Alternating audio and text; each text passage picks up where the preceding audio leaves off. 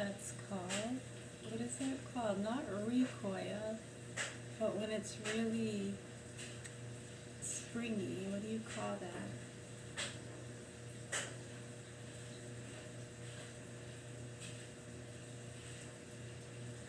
Right, like a lot of elasticity. That's kind of in the right direction of the word I was looking for. Probably not the exact word I was looking for, but somewhere in that general direction.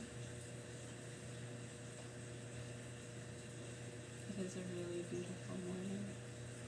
The grays and the blues and the purples and the pinks, it keeps swirling and getting darker and brighter. It's so beautiful.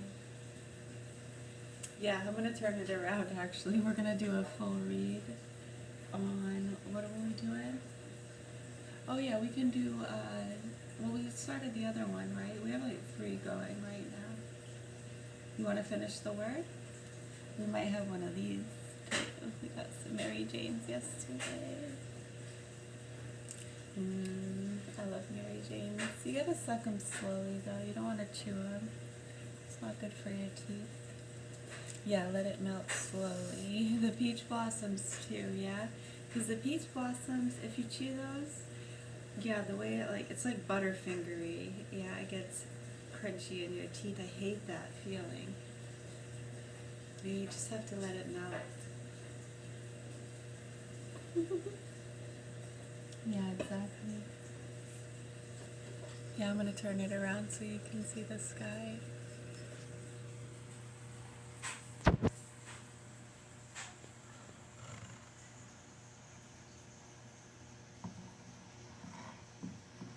You're welcome. Thank you. How's that? Good.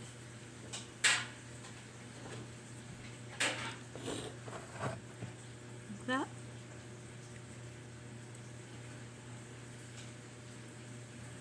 Yeah, we'll see too. My reading voice hasn't been the greatest. I wish they made these. Yeah. That would be a good idea.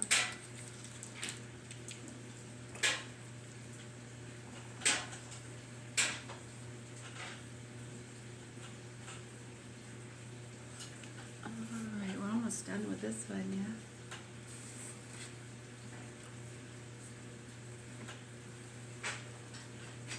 yeah? I don't know, the lighting and my voice aren't the best, but I'll do the best I can.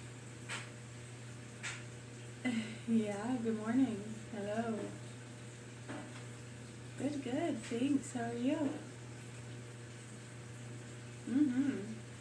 I really hope so.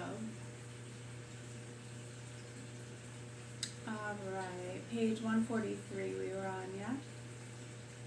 And finally, the glory we have spoken about is the host, which we see with our own eyes. For the only Son is so unique that he is, in truth, everywhere, and millions of separate hosts, which demonstrate their unity in numbers, which cannot be reckoned. There is no other medium through which to demonstrate the uniqueness of the glory except infinite dissemination. Yeah, it seemed like they used to be, I think you're thinking of a bit of honey. Yeah, those are a little flatter and wider, right? Yeah, the bit of honey is very similar to the Mary Jane. The unity of the Lord is reached when the decimation of the Lord is complete. A stone can only occupy a definite space when it has been completely pulverized. Then the dust hangs in the air and fills the whole space evenly. When the dispersal is complete, Christ can be recognized immediately. Sorry, the lighting, it's kind of dark in here. When the host reaches every man, it need no longer remain host, but becomes the one and only Christ who need no longer distribute his real presence. For then distance ceases to be there. For then distance ceases to be. There is no such thing as remoteness. There is only proximity, and symbols become superfluous. Proximity has been the word of the day, yes. John beareth witness of him, and crieth out, saying, This is he of whom I said, He that shall come after me shall be preferred before me, because he was before me. For he was from eternity in the Father. He is the Word in the beginning. He is the fulfillment, and because he is the Word, he is also the promise. And being the fulfillment of his own promise, he is the one who comes after, without coming late. Because he is the Alpha, he is always the Omega. Time must not only be considered as flowing out from God, but as from flowing back into God, for beginning and end are one. The clouds produce rain, but rain also produces clouds. And what is true of time is equally true of place, and ultimately of all words expressing a relation. Whence, through what, whither, since when? The answer to every question in the world lies hidden in the Father. There is no question which was not first of all an answer. All questions come from the answer and return to the answer. The answer is with the Father, and the Father has allowed us all the questions he allowed the Son, both because he fears none and because his children have the right to ask him. Each one of our questions is answered, though many of us fail to hear the answer because we are not in the proper state to understand it. I can ask God what I like, and having given me the power to ask, he bound himself to answer. But those who do not hear it can always explain the answer as wanting, or misunderstand it has not existed. Silence, too, is an answer, and God's answer sometimes sounds very different from the one we expect. In itself, it is adequate, but man is not. And so we reach for an explanation when we are simply not in that state of immediateness,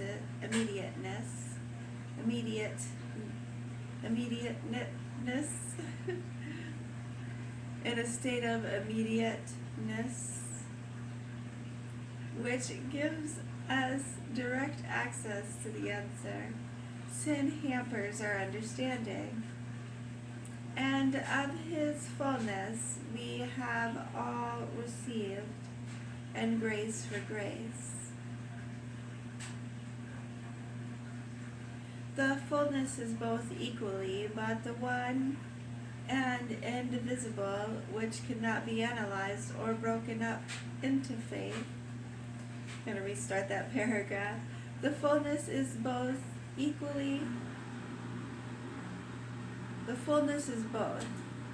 equally, both the one and indivisible, which cannot be analyzed or broken up into faith, love, and hope, and that which is thus broken up and differentiated in missions, offices, and tasks, and dispensed in the grace of the sacraments. But the particularized always contains the undifferentiated. The whole unity is alive in each individualized part. When we receive the grace of baptism, we do not receive a partial grace, but grace whole and entire. We receive baptism fulfilled.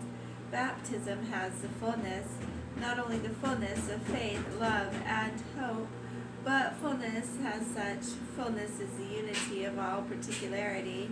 It is not achieved by the obliteration of differences, but through their maximum enhancement in love. Though God created us as individuals, that individualization is nothing compared with the individualization imposed upon us when we are baptized into the unity. God individualized us and marked us as men coming from Him from the Alpha. In baptism, He signs us as men returning to Him, to the Omega, a far deeper mark. When a shepherd marks his flock, he stamps them with a sign that marks them his, but he cannot mark them so that they will return to him. Of course, if someone finds a strayed sheep and brings it back to him, it does return, but the cause of its return is eternal. When God marks a man, his stamp, sign, and impress is more than a mere mark of origin, though the fulfillment of the sign lies with man. In baptism, God gives him the freedom to return to Him. Many people misunderstand this freedom and regard it as compulsion. They imagine that man, marked as God's creature, can reach his certain home in God freely, whereas baptism, they suppose, is a form of compulsion used by God to force us to return to Him. Yet it is that compulsion which gives us the widest possible freedom, and through it the balance between must and ought is perfectly maintained. Nothing is more necessary in love than freedom. And grace for grace, God gives me the grace of baptism, and I give Him the grace of my return to Him. He gives me the grace of allowing me to ask Him anything, and I give Him the grace of perhaps understanding the answer. He gives me the grace of sending me out, and I give Him the grace of acting as His representative. And finally, by virtue of His grace, He gives me the human grace to meet sin, to recognize it in the light of His grace, to overcome it with the help of His grace, and to allow it to be extinguished in me through His grace. And I give Him the grace of receiving His absolution. For although all grace comes from God, although it comes from Him personally and is given to me, the receiver personally, nevertheless, the relation of God to man in grace is such that He desires my grace and gratitude. And there is a point of equilibrium between the grace of God and man's gratitude, where God no longer considers the ultimate origin of grace.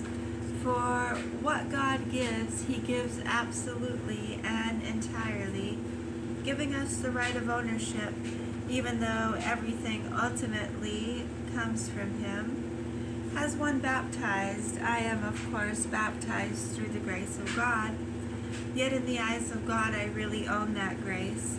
And in order to receive His grace back from me, as though it were mine, He regards His Son's grace as an image and model of independent grace. The Son is God, but He too is God through God, and His grace is grace through God. And sending out His Son with His own grace, the grace that was given to Him, He created a sort of precedent. He allowed the Son to give us His grace so generously in the redemption that He no longer distinguished in the fullness of that grace between the Son's grace and ours.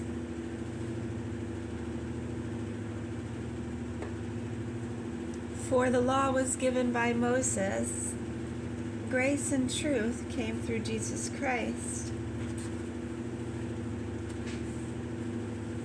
The use of for at this point, F-O-R, means that the law is contrasted with the grace and truth that came through Jesus Christ, and with the fullness which we have all received. The law is neither the fullness, nor have all received it, nor does it contain grace and truth. The law is only a preparation, a preliminary stage, hardly more than the scaffolding for the house to be built. Once the house is standing, the scaffolding is superfluous, with the appearance of grace and truth, that is to say, the love of Christ. We leave the law behind us, for although the law is good and comes from God, it is related to sin. And as the Lord's grace wipes out sin, it leaves the law behind and renders it obsolete. The law is related to sin if only because it forbids it without offering man the strength to avoid it. More dangerous still, the very existence of the law is a temptation to man to measure his actions by its rule, and with the law for his rule he must try to be just. When a man who tries to keep the law humbly recognizes that he has transgressed such a law so many times, the background of his transgressions is the tacket,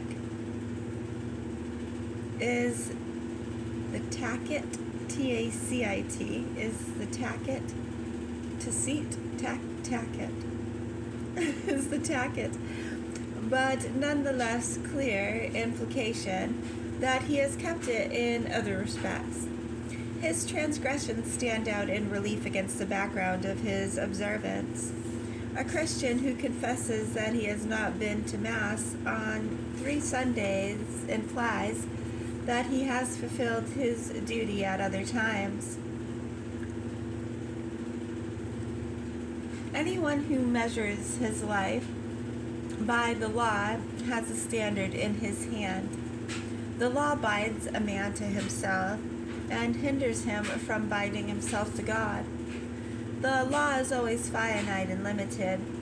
One can work one's way to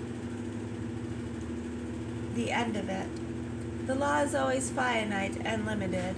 One can work one's way to the end of it. That is why it does not free our gaze for God, who is unending and unbounded, our relation to whom is without end. Man can in fact try to observe the law. He can make a specialty of it, do the daily exercises, and even break all records. But what has that to do with God? Absorbed in his exercises, he is utterly absorbed in himself and has no time for God. The law creates a third class of men, halfway between ordinary sinners who simply know they have sinned and those who are redeemed in the love of Christ. It consists of those who can justify themselves, of those who sometimes succeed in clambering up the ladder of perfection, which their reason has elaborated and their will has set as aim. It consists of those who reach the end they have set themselves, or if they don't attain it at once, at any rate, never lose courage or give up hope of reaching it one day. At least they hope to approach the ideal. They plan to master their sins and mistakes, to cultivate and practice their virtues, and see to it that their virtues outweigh their sins. It is not an impossible task, for they have in their hands a standard of good and evil, and it is quite possible, or at least not impossible, for them to accomplish what is prescribed.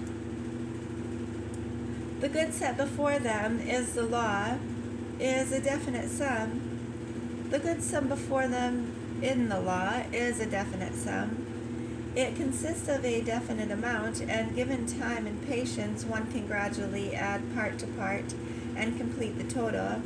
It may be necessary at one period in life to see things in this light. On the threshold of manhood, morality reveals its meaning, and a young man will come to understand what it means to do good and avoid evil. An idealist will probably take it as his aim, and by doing good, and particularly by not doing evil, he may hope in some time to become perfect. But in pursuing his course, he will inevitably reach the crossroads where everything is decided. Either he will keep the yardstick in his own hands and become a Pharisee, or he will step beyond the standpoint of the law, sink his good and his evil in the grace and truth of Christ, and leave the yardstick in the hands of God. Then he will realize that fullness is not found in the law, and that the law, being finite, simply cannot communicate fullness. He will understand that one love of the new covenant implies a far greater obligation than all the laws of the old covenant put together, for love knows no limits. It is infinite in the proper sense. It means eternal growth and increase. It puts an end to all our calculations.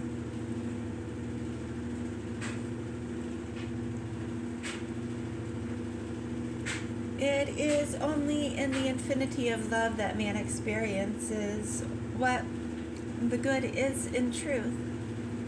I know, I'm sucking on one of those Mary Janes.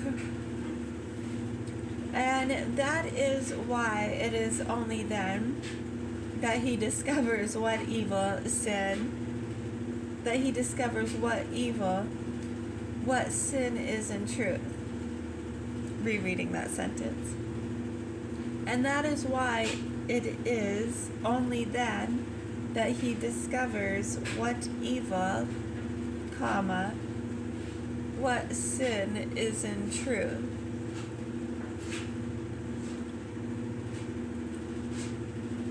Those who know what love means know that in confessing their sins on the basis of the law, they are unable to speak of their real sins. The law is simply incapable of registering or expressing their sins.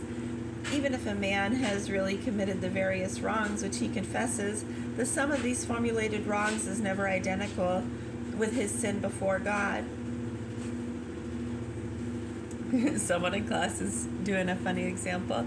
Okay, so they're saying, all right, so you got to follow the rules. It's important that you follow the rules. It's the law. Right, for safety, this, that, everything else. I remember this too, actually, a very similar scenario. Both of my older two sons on the big slide out at the Windsor Fair. They would just want to keep going round and round up those stairs and down that big slide. Loved it. So I remember days when it wasn't busy, when they didn't do bracelets. It would just be ticket day. Right, I can remember the carny dude or lady would let them go around an extra time if it wasn't busy. Right, so I mean, technically, right, but God's willing to kind of, look how happy they are. It's not hurting anything. I think even the owners of the fair would be like, that's okay. Right. Now, if you want to smack the kid in the head, you can talk to your brule in the face. You're not, unless they were choking and you were trying to do the Heimlich and you missed by accident. I mean, I'm not quite sure. Right, I mean, what kind of smack was this? Was it a light, gentle, hey, quit goofing off and being silly? You almost just gave him a noogie, right? And some psycho decided to be like, hey, you just smacked that kid. Yeah, like a psycho Karen. Yeah, that shit's crazy. It's annoying. I agree.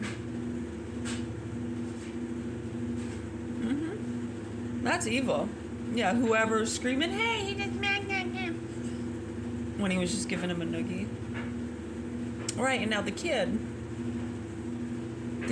can be aware and say, oh, it's fine, yeah, he was just playing around. Or, yeah, that was assault, brother, I'm suing. Thanks, Karen lady. Thanks for making a scene. I got witnesses. They saw it.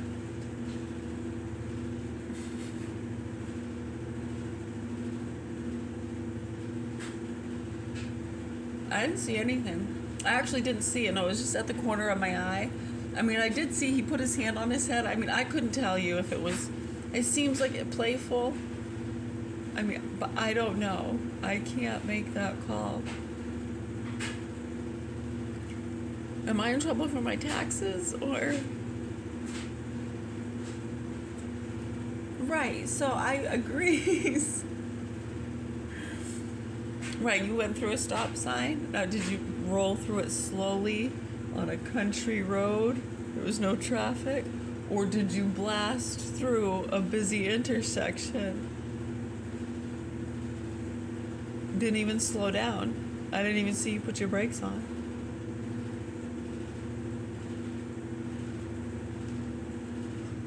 Right, and for me to expect them to not give you a speeding ticket just because some people have rolled through a stop sign on a slow country road, or to give them the same infraction that you're gonna get, yet you're a fucking moron, and we're dealing with that on all levels. Quite a bit, actually. I think many have been realizing that. And it fluctuates, just like the price of eggs, in different areas. It goes up and down depending on what the hens are cackling about, what's trending on and offline.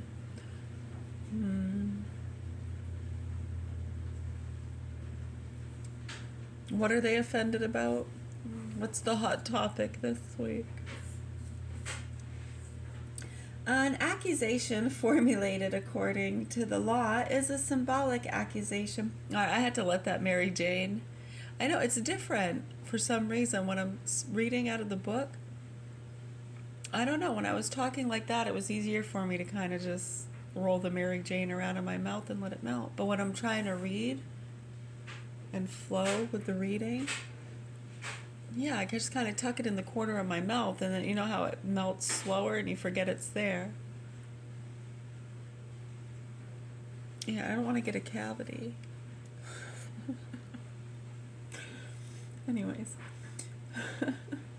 It's a joke. I mean, if you know me well enough, you know that's funny, because... Anyways.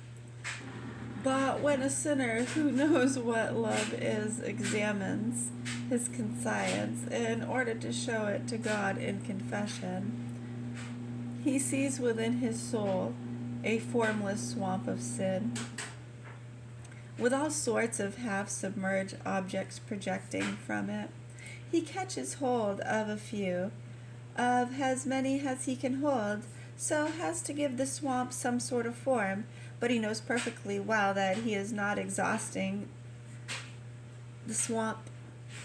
Behind the contour he has given his sins lies. Behind the contour he has given his sins lies the formless and immense pool of his sinfulness.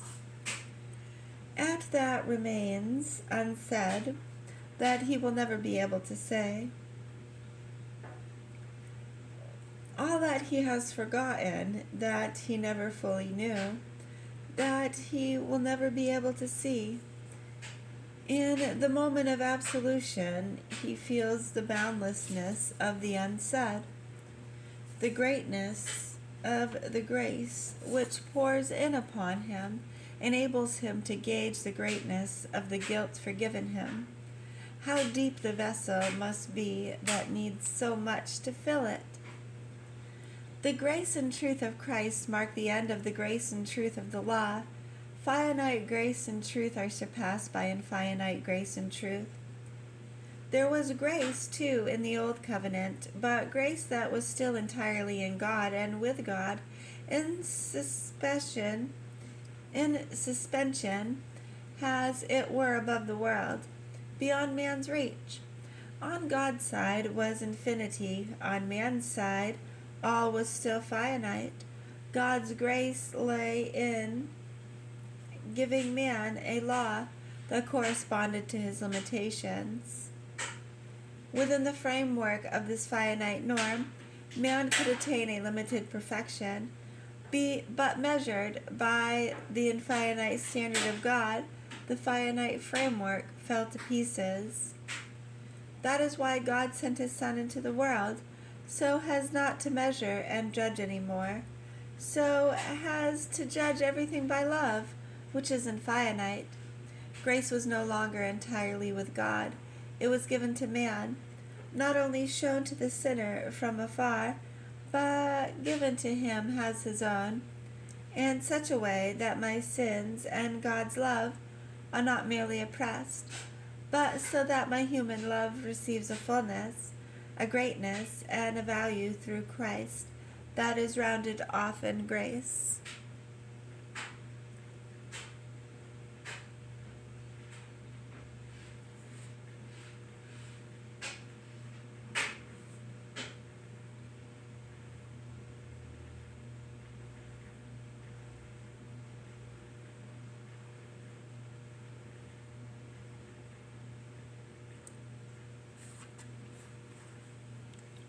You're just looking at the sky for a minute. And a sip of water.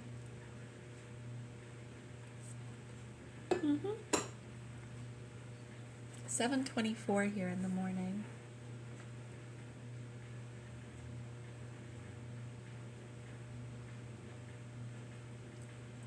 So that my love is not a vanishing, creaturely point. Creaturely point. Creaturely, thank you. So that my son is not a vanishing, creaturely point, but something constant and fulfilled.